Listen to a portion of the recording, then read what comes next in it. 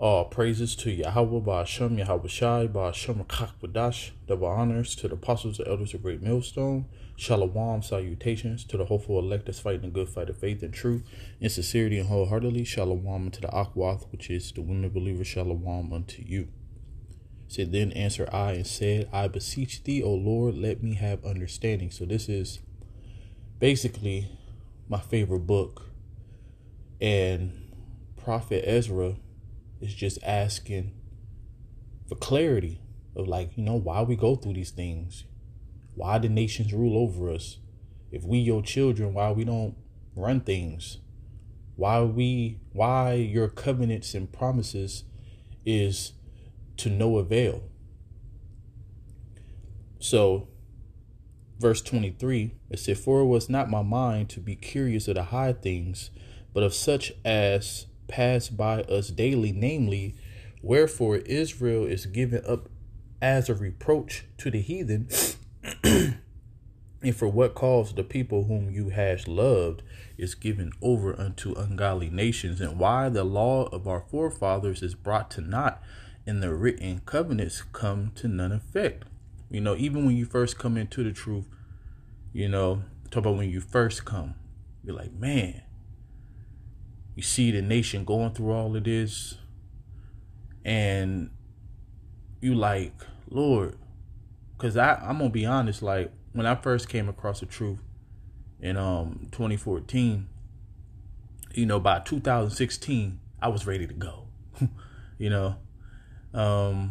Because our apostles, they always push the hasting of the Lord's coming, which you're supposed to do. But but as you look at the nation and then you realize that your family, your friends, people who you love is not getting the truth, they kind of shunning you, they separating themselves from you little by little, you realize that you're alone. And then you realize that only the elect can get it.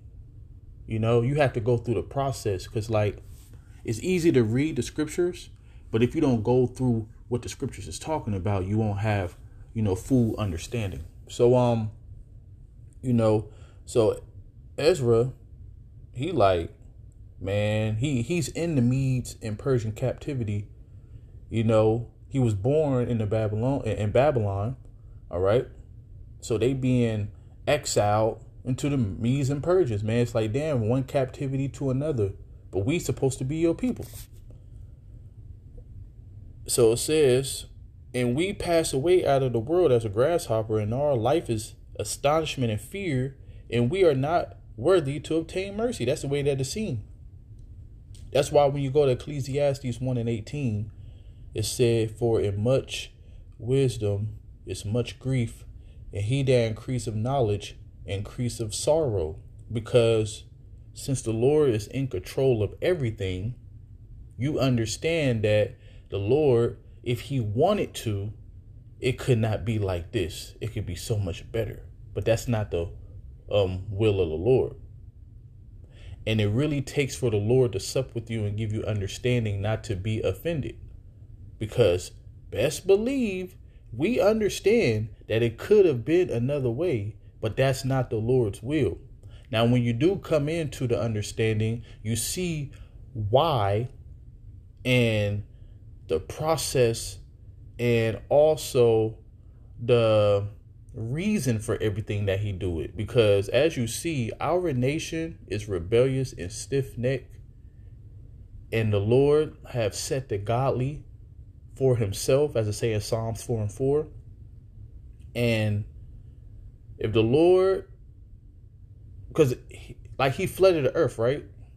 The Lord can destroy us all again and only save 8 souls if he wanted to.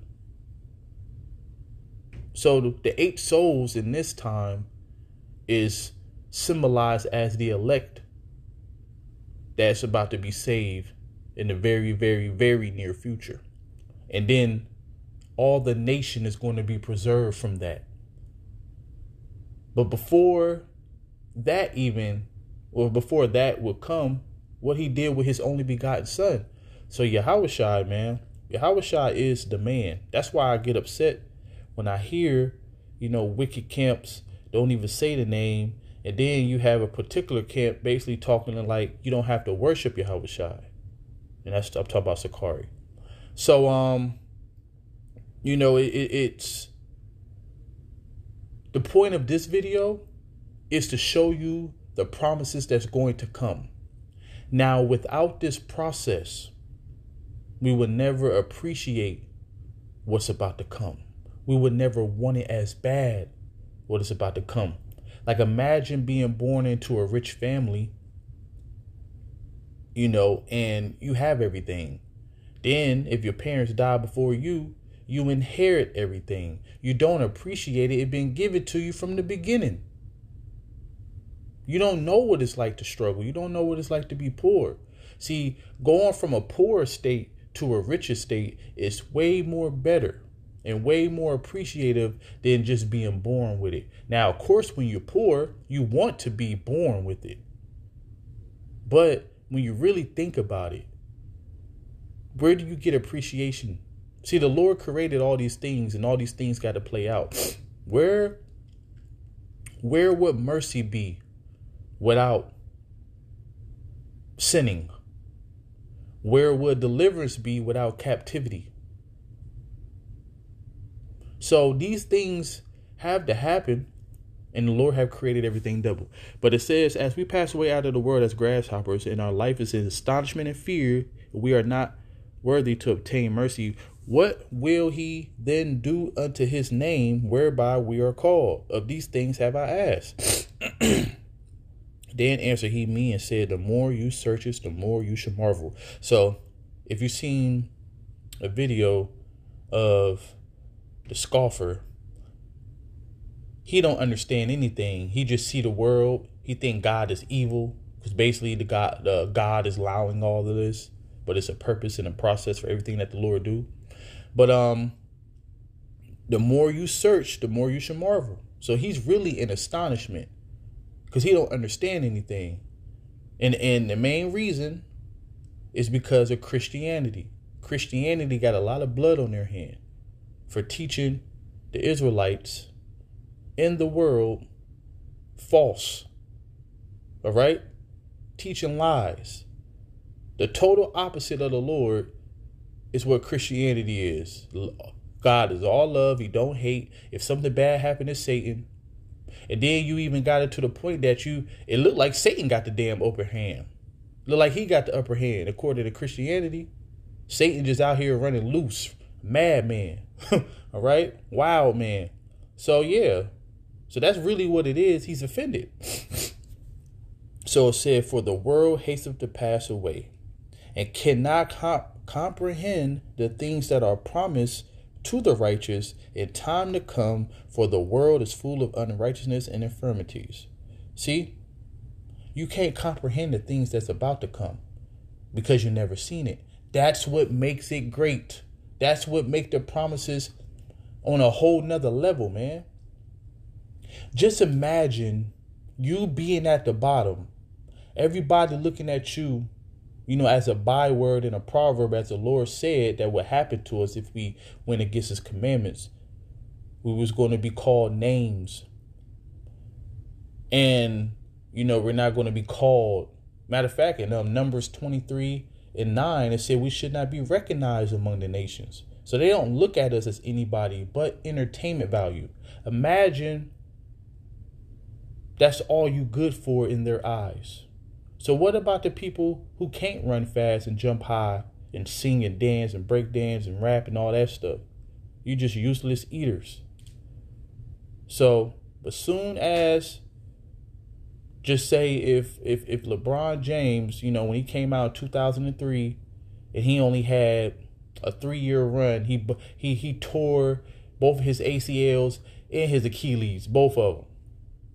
Never was the same. LeBron James wouldn't have the status that he does. They wouldn't respect him for for the high school career that he had and the first 3 years that he had. He just would have been a what if story. And LeBron James wouldn't be talked about like that, But he's LeBron James, right? He was getting more clout, foretold to be the best player ever all the way back in high school. So the thing is that even ruling the nations, let's get that real quick. You can't comprehend this even though we read this.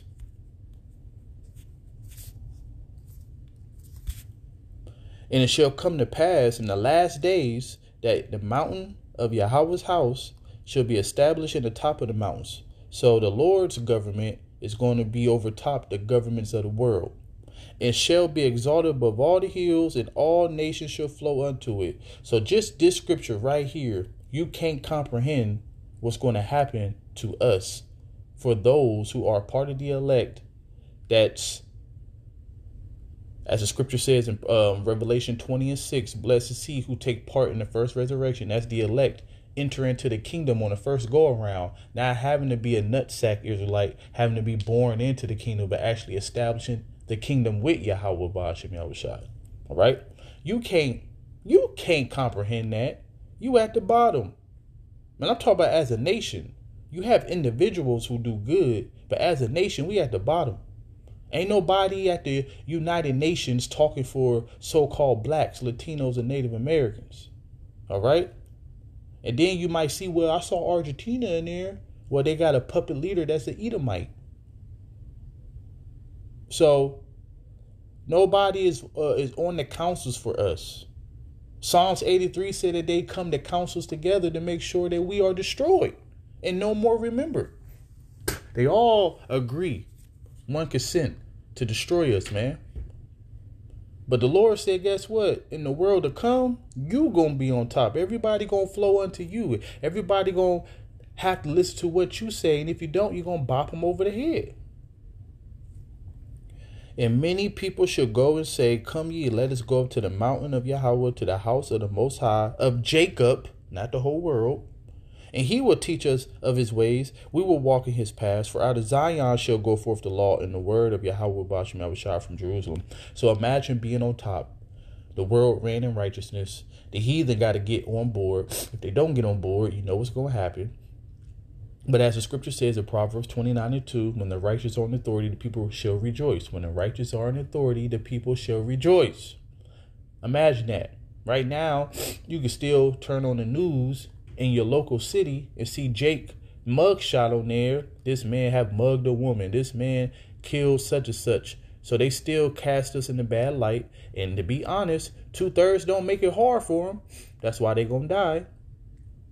2/3 of the nations over here in Babylon the Great gotta go. They the worst of the worst. But the point is that one Israelite do something, now the whole nation like that. All right. So we all looked at as animals, thugs, savages, and we still in the Constitution, the 3/5 of a human. So it says that he shall judge among the nations and shall rebuke many people, and they shall beat their swords in the plowshares and their spears in the pruning hooks, because you're going to be agriculture. All right. You nations, it's going to till the land. All right. You're going to prepare it. You're going to harvest it for us. We ain't doing nothing. We chilling. All right. And you have to reap what you sow. Then, so if you want to say that the Lord is unfair, you err not knowing history. All you nations that's going into captivity, guess what? At one point in time, you had us in captivity. We are the apple of the Lord's eye, not you, but you had us as a prized possession. All nations had us as a prized possession. The kings of the earth today, which is the nations of old, y'all here today in y'all lot. All the nations are still ruling over the children of Israel. It's just that the number one devil, the wicked Edomites, so self-proclaimed white people since 1681, they're ruling. So you might feel like, oh, I ain't getting a fair shake. Well, take that up with Esau, in which you will, because you're going to destroy him in World War III. But nation shall not lift up sword against nation, neither shall they learn war anymore. So that's something that you can't comprehend. Us being on top in the world, being in harmony and at peace. All right? Everything flow through you. As scripture says, if you overcome, you're going to be as the pillars in the kingdom. You're going to be the mark of authority. Another thing that you can't comprehend. See, this matters because everything that we go through right now, people be acting like the Lord is such a tyrant. I'm talking about according to the guy from yesterday. I'm still on him. But you have people who think like him. Now, if it wasn't for what we're going through right now and how the world is, so when peace do come to the world, how about this? Even though I hate to use this example because it's a worldly example, we're going to use wicked ass Christmas. All right. Say you've been poor. You got children though. You've been poor. About 10 Christmases go past. Your children already expect, that he or she ain't getting no presents. Then miraculously in the 11th year, you come across some money. All right. And then when Christmas come, your children already, they ain't even getting up early. They already know what it is. You know what I'm saying? They ain't even in the Christmas spirit. They're like, shit, we ain't getting nothing. They wake up, it's presents all over the damn floor. Do you understand what type of joy and the type of joy you would see from your children? The same thing apply to us. We in fucking hell. We in captivity. We at the bottom. The Lord is about to turn it right side up. So if you just a demon if you can't understand what the Lord is doing and why he do things this way. The things that we're about to receive, first of all, we can't comprehend it. But when we receive it, boy, oh boy, we're going to be happy. So in their seed shall be known among the Gentiles, and their offspring among the people, and all that see them shall acknowledge them that they are the seed which Yahweh have blessed. That's not happening right now. I will greatly rejoice in Yahweh. My soul shall be joyful in my power, for he have clothed me with the garments of salvation. He have covered me with the robe of righteousness, as a bridegroom decketh herself with ornaments, and a bride adorneth herself with her jewels. So we're going to be decked out literally with a glorious robe on, going back to the ancient apparel, balls flapping, all of that. All right. Air hitting it. We feeling good. All right. So it says, for as the earth bring forth her bud, and as the garden causeth the things that are sown into the earth to spring forth, so Yahweh Bashim Yahushua will cause righteousness and praise to spring forth before all the nations. No more famine. We're going to be eating real food, breathing in clean air, and not having to share women. You're going to have your own woman who haven't been jumping from Tom, Dick, and Harry and back.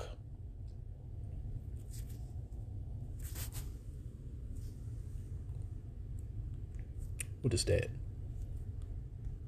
Another thing that you can't comprehend. But boy, when we read it, we get hype. I tell you that.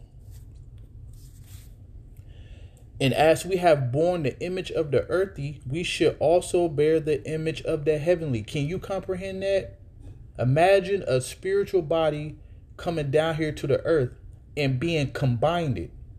Because the difference between the heavenly is that they don't have sex. They don't even have to eat. All right. They just pure energy. So down here, we're just going to be superhumans. The human and the heavenly, the earthly and the heavenly is going to be combined. We're going to be able to eat, also have spiritual power, also to be able to procreate. All right. You can't comprehend that. Even me talking about it right now, I can't comprehend it. It's hard for me to explain. All right. Now I say this, brethren, that flesh and blood cannot enter into the kingdom of the Most High. Wait a minute. So we ain't going to have no blood in the kingdom? We ain't going to have no blood running through our veins? No, it's talking about this flesh that we have right now. It's going to be changed into something that we cannot comprehend right now. Neither do corruption inherit incorruption. Behold, I show you a mystery. We should not all sleep, but we should all be changed. You can't comprehend this, but when we read it and we explain it and we teach this, this is all about faith. And the Lord said it's impossible to please him without faith. And okay, matter of fact, use that scripture real quick. So it's impossible to please the Lord without faith. The Lord would have to put you in a position where you would have to have faith. And this is definitely the position where you would have to have faith. Because he said it's impossible to please him without faith, which means that you're going to be such in a bad predicament that the Lord said, should he find faith on the earth when he returned? That's how bad it's going to get. All right. But if you don't stand stiffly for the name of the Lord, you ain't going to receive the things that I'm reading about. And I'm talking to myself first, Lord willing. All right. So it says, and in a moment, in a twinkling of an eye, at the last trump, for the trump shall sound, and the dead shall be raised incorruptible, and we shall be changed. That's those who die in the Lord. They're going to be resurrected and changed into a glorious heavenly body. All right. Something that we cannot comprehend right now. For this corruption must put on incorruption, and this mortal must put on immortality. So when this corruptible shall have put on incorruption, and this mortal shall have put on immortality, then shall be brought to pass the saying that is written, death is swallowed up in victory. O death, where is your sting? O grave, where is your victory? You can't comprehend immortality. You can't even comprehend not being able to sin, not being able to have wicked thoughts, man. So to end it on this,